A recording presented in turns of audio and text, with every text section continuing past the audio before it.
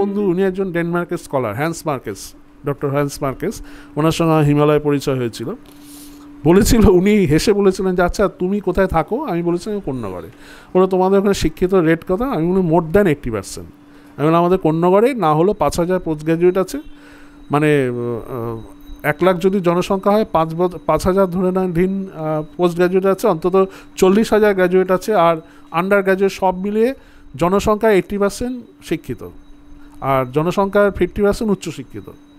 বলছে এই কারণে তোমাদের দেশে এই হাল। তোমাদের দেশের দরকারের থেকে বেশি শিক্ষা হয়ে গেছে, যার কোনো অ্যাপ্লিকেশন নেই। আবার কিছু দেখো তারা লেখাপড়া জানেই না, মানে জ্ঞানেরও ঠিক মতো সমবন্টন। ওই যে কারা মার্কসিস্ট বলে না অর্থের সমবন্টন, না, সবার জ্ঞানের সমবন্টন হওয়া উচিত। অর্থের সমবন্টন হয়ে ঠিক হয় তোমায় কে বলেছে? আর শিক্ষা না থাকলেই নাকি তারা বিকৃত হয়ে যায়, হ্যাঁ, সে আর পয়সা থাকলেই নাকি শিক্ষা হয়, এইগুলো আর অত ভুল সব আজে বাজে ন্যারেটিভ সব তৈরি আছে। অর্থ সমবন্টন হলে পেটে খেতে পাবে, তাহলে তার জ্ঞান হবে। তাই যদি হয়, ভারতের থেকে অনেক বেশি ধনীদের সৌদি আরব। রিসেন্ট পড়াশোনা করছে, তুমি 15-20 বছর আগে ওর নাও, ওর সমীক্ষা নাও, 2.6% ওরা পড়াশোনা করতো, অথচ ওদের কারেন্সি আমাদের থেকে অনেক আগে। তার মানে প্রমাণিত যে পয়সা থাকলে সে টাকা হয় না। আবার শিক্ষা নিয়ে, প্রকৃতি শিক্ষা যদি না হয়, তাহলে সেই শিক্ষা যদি প্রয়োগহীন হয়, যেমন এই যে ওসামা বিন লাদেন, সেও তো শিক্ষিত লোক ছিল না? আচ্ছা তুমি জানো যে টুইন টাওয়ারে যে অ্যাটাক করেছিল মোহাম্মদ আটা, সেই ইউএসএ পেনসিলভেনিয়া ইউনিভার্সিটি থেকে অ্যারোনটিক্স ইঞ্জিনিয়ারিং পাস করা, মাস্টার্সে পাস করা চালায়। তাহলে তার সেই কী করলো? টুইন টাওয়ারকে অ্যাটাক করলো। তাহলে শিক্ষার প্রয়োগ হলো না অপপ্রয়োগ হলো? তার মানে কি শিক্ষার পিছনে উদ্দেশ্যটাই ঠিক নেই। তো সমস্যা হচ্ছে তুমি একজনকে ছুরি চালানো শিখিয়ে দিলে, কিন্তু তুমি বলে দিলে না যে ছুরিটা দিয়ে তুমি ফল কাটবে না মানুষের গলা কাটবে, বললে না তো। তাহলে এবার সে ফলও কাটতে পারে, গলাও কাটতে পারে।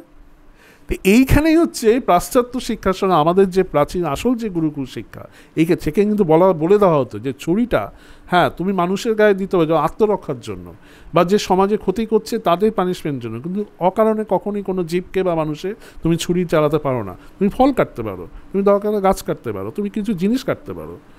এইখানে অর্থাৎ এই যে নীতি শিক্ষা, এই যে কর্তব্যবোধ, মানবিকতার শিক্ষা, এইটাই তো নেই পাশ্চাত্যে, যেটা আমাদের গুরুকুলে ছিল। অর্থাৎ এইটাই শিক্ষা হওয়া উচিত।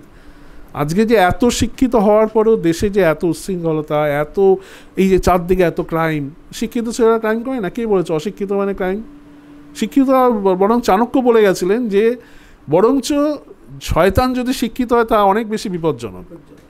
এটা অশিক্ষিত যদি ক্রিমিনাল, সে বরঞ্চ 2-4টে লোকে ক্ষতি করবে, আর এটা শিক্ষিত ক্রিমিনাল সে আরও অনেক বেশি লোকের ক্ষতি করে দেবে, বিরাট দেশটা। সেই জন্য শিক্ষা কিন্তু একটা বিরাট ব্যাপার, হ্যাঁ, শিক্ষা এবং শিক্ষক। তা এইটা নিয়ে তুমি বলতেই পারো, তোমারও যদি বক্তব্য থাকে যে তুমি যদি এখন সিলেবাস নিয়ে কিছু বলতে চাও, হ্যাঁ বলতেই পারো, কিন্তু আসল কিন্তু আমাদের শিক্ষার যে ফোকাসটা এটাই হওয়া উচিত ছিল। কিন্তু আনফর্চুনেটলি এই ব্রিটিশ কনস্পিরেসি, তারপরে দেখো তার শুধু ব্রিটিশ না, তার সঙ্গে যারা জড়িত হলো, যারা ওই চীনের চেয়ারম্যান আমাদের চেয়ারম্যান বলতে শুরু করলো, তারা মনে করলো যে ওই মার্ক্সীয় চিন্তাধারা দিয়ে নাকি ভারতবর্ষের ঠিক হবে, অর্থাৎ অর্থনীতি ঠিক করে দিলে সমবন্টন হয়ে গেলে, মানে এই ধনী লোকগুলো সবই নাকি ডাকাত, এরা সবই নাকি লুটে পুটে শোষণ করে হয়েছে, এদের কোনো যোগ্যতা নেই।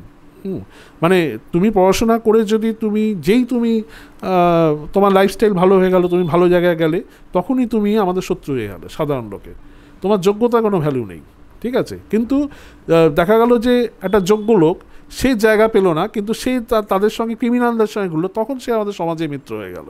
তো এই কনসেপ্টগুলো খুব বোকা কনসেপ্ট, এবং এগুলো আমাদের শিক্ষার মধ্যে চালিয়ে দেওয়া হয়েছে। হ্যাঁ, শিক্ষার মধ্যে এই কনসেপ্ট, সে মাইন্ড সেট আপটা এসে গেছে। এবং মজার জিনিস হচ্ছে সোকল্ড মানে এই যে দেখবে আমাদের আবার পশ্চিমবঙ্গের মধ্যে একটা ওই বামপন্থী চিন্তাধারা ঢুকিয়ে দেওয়া হয়েছে সব কিছুর পিছনে, একটা শোষণ, সব কিছু একটা বঞ্চনা, হ্যাঁ, এরকম একটা অদ্ভুত সব জিনিসপত্র ঢুকিয়ে দেওয়া হয়েছে। আসলে সমস্যাটা হচ্ছে ওরা নিজেদের হিস্ট্রিটা জানে না, রুটটা জানে না। ওদের যাত্রা যে শুরু হয়েছিল, এই ওদের যদি এখন প্রশ্ন করা হয় যে তোমাদের লেনিন স্টেলিন এই বলশেভিক রেভলিউশন, প্রথম হচ্ছে বলশেভিক মানেই জানে না, কিন্তু বামপন্থী শব্দটা কোথা থেকে এসেছিলো এখনও সবাই জানে না। এই লেনিন স্টেলিন কোথা থেকে, লন্ডনে তার আগে 10 বছর কী করছিলেন? ওটা তো একটা ক্যাপিটালিস্ট কান্ট্রি। তা ওইখানে যার তখন ইউরোপের সবচেয়ে শক্তিশালী রাজাদের মধ্যে একজন ছিল, তাদের এগেনস্টে মানে ফ্রান্সের সাকুলেত মানে যারা খেটে খাওয়া মানুষ, এই তারা কৃষক শ্রমিকরা ওই হাতুড়িয়া কাস্তে নিয়ে যুদ্ধ করেছিল। এসব গাল গল্প কথা বললে তোমাদের আর্মস অ্যামুনিশন কারা দিয়েছিল? কারা দিয়েছিল? কামান বন্দুক কারা দিয়েছিল? ওই ক্যাপিটালিস্ট ইংল্যান্ড, তাদের কোম্পানি নাথাইন দ্য রথচাইল্ড, সেটা বলো। তার মানে তোমরা পুঁজিবাদকে তোমরা অপসারণ করলে আরেক পুঁজির সাহায্য নিয়ে, পুঁজিবাদ দিয়ে পুঁজিবাদ ঘটালে আর প্রতিষ্ঠা করলে, তাতে কী হলো? তারপর স্ট্যালিন বসলো, আরও বেশি ডিক্টেটরশিপ, উল্টে সে পুরো রাশিয়ার বর্ডার 10-12 দেশকে সে আরও ক্যাপচার করে নিল, সাম্রাজ্য বিস্তার শুরু করলো। এই যে চীন, চীন কী হলো? আরও বড় ক্যাপিটালিস্ট। এবার ভারতবর্ষে ও তো তিব্বত 5খানা দেশকে তো নিয়েছেই, এবার ভারতের জমিও ছাড়ছে না। এবার এই আইডিওলজি আমাদের শিক্ষার মধ্যে আবার চলে এসছে, যার জন্য তারা দেখবে এই বিবেকানন্দকে বলে গেরুয়া সন্ত্রাসী, রামকৃষ্ণ নাকি মানসিক ভারসাম্যহীন ছিলেন, হ্যাঁ, এই ধরনের অদ্ভুত নেতাজি তোজোর কুকুর, এসব অদ্ভুত ন্যারেটিভ তারা ছড়িয়েছেন। এইটাও কিন্তু একটা সাংঘাতিক ব্যাড ইফেক্ট, যার জন্য আজকে একটা ইউনিভার্সিটি, যাদবপুর একটা ইউনিভার্সিটি, সেখান থেকে দেখো আওয়াজ হচ্ছে কাশ্মীর মাঙে আজাদি, পাকিস্তান জিন্দাবাদ, সিলেক্টিভ আওয়াজ। মানে তারা যতটা অন্য সম্প্রদায়ের জন্য গলা ফাটাচ্ছে শুধুমাত্র ভোট স্বার্থে, তাদের কিন্তু কোনো রকম সামাজিক যে গ্রহণযোগ্যতার জন্য না, তাহলে তো সব শ্রেণীর অত্যাচারের ওপরই তারা আওয়াজটা তুলতে।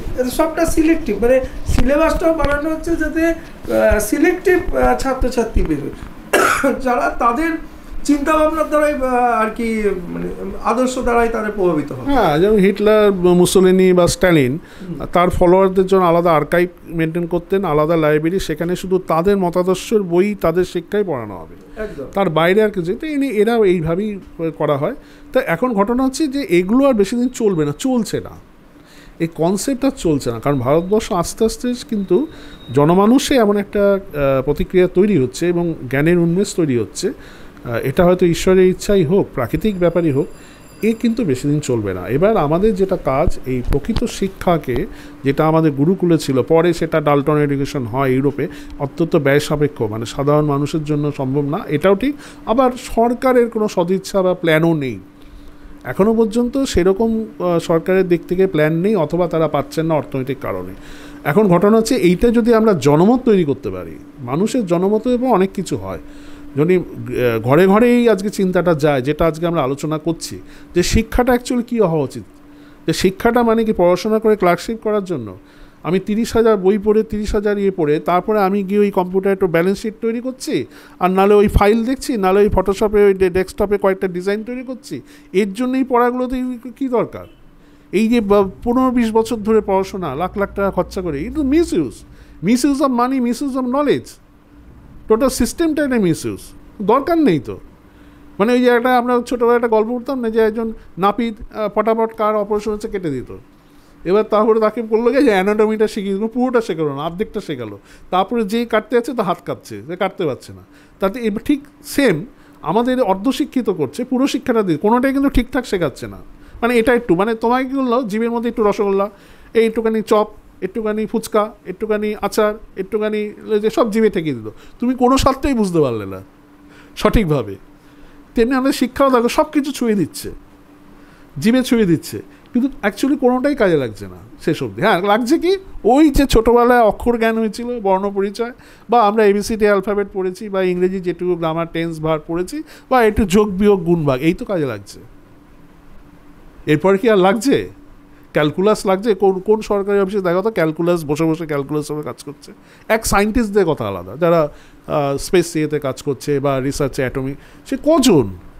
জনসংখ্যা 1%ও না তারা, যারা ইসরোতে কাজ করছে ভারতবর্ষের জনসংখ্যা কতজন? তাহলে তাদের পড়াও না তোমরা, তাদেরকে কাউন্সিল করে, তাদেরকে করে তাদের পড়াও। বা যারা সঙ্গীত নেই, কজন আমজাদ আলী খান, কজন সে তাদের পড়াও, তাদের তো করাও। যারা ফিল্মের অভিনয়, তাদের জন্য তারা করো, মাস কমিউনিকেশন, এসব ঠিক, ভেরি গুড, কিন্তু তারা ছোটোবেলা থেকে ছেড়ে ঠেলো। হঠাৎ করে আমি অ্যাকাউন্টেন্সি পড়ে, আমি কিডস বাইরন সেলি পড়ে, আমি ক্যালকুলাস পড়ে, আমি জিওগ্রাফি পড়ে, আহ্নিক গতি বার্ষিক, তারপরে আমি মাস কমিউনিকেশন শিখছি, হোটেল ম্যানেজমেন্ট শিখছি। তার আগে আমি মানে গোষ্ঠীর পিণ্ডে সর্বস্ব পড়ে গেছি, অন্তত 15 বছর মানে কত হাজার ঘন্টা নষ্ট করেছি আমি। তো এইটা তো misuse brain, misuse of knowledge, misuse of money, সব কিছু। এবং এর জন্য দেখো সরকারের পলিসি লক্ষ লক্ষ কোটি টাকা খরচা হচ্ছে, যার কোনো সেই অর্থে আউটপুট। এখন তুমি বলে তাহলে তাহলে এই যে ভারতীয়রা, এটা আমাদের বলছে তো, আমাদের মাটি, আমাদের সংস্কৃতি, আমাদের জিন, আমাদের রক্ত, সব কিছু, আমাদের হাজার হাজার বছর সংস্কার। আজকে এই যে আমাদের তো এটা বিশ্বাস করি না যে আমরা 2-5 বছর না, আমরা যে কত হাজার বছর পুরনো সভ্যতা, এটা আমরা নিজেরাই জানি না। 1-2 বছরে ভারতীয় সনাতনী হয়নি, হাজার হাজার বছর লেগেছে আমাদের গবেষণার মাধ্যমে আজকে আমরা এই জায়গায় এসেছি। যার জন্য দেখো আমরা এই ঘরে তিনজনই ভালো, তিনজনের চেহারা একরকম, আলাদা, তিনজনে 3 রকম। একটা ইউরোপিয়ান কিন্তু তা হয় না, একটা জাপানিজ কিন্তু মঙ্গোলিয়ান তা হয় না। আমরা কেন হই? আমাদের জিন নিয়ে রিসার্চ হচ্ছে, এই জন্য গোত্র ব্যবস্থা। তোমার গোত্র, আমার গোত্র, ওই গোত্র কেন বলা হয়? তার মধ্যে জেনেটিক আউটপুট থাকে, ইনপুট দেওয়া আছে।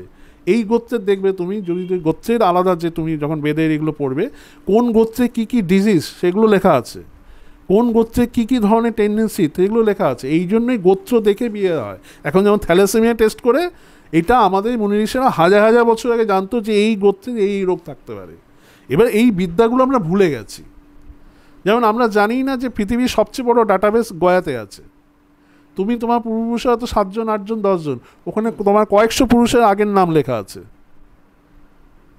তা এই ভারতবর্ষে এরকম একটা সভ্যতা, সেইখানে 200 বছর আগে, 300 বছর, 500 বছর কত অসভ্য বর্বর, কত জলদস্যু, মরুদস্যু, মরুভূমিতে গিরগিটি টিকটিকি খেয়ে বেড়াতো, কেউ ওই সমুদ্রের মধ্যে গিগলি টুগলি খেয়ে বেড়াতো। তারা আমাদের যদি শিক্ষা শেখায় এখন, তো এটা বড় দুর্ভাগ্যের।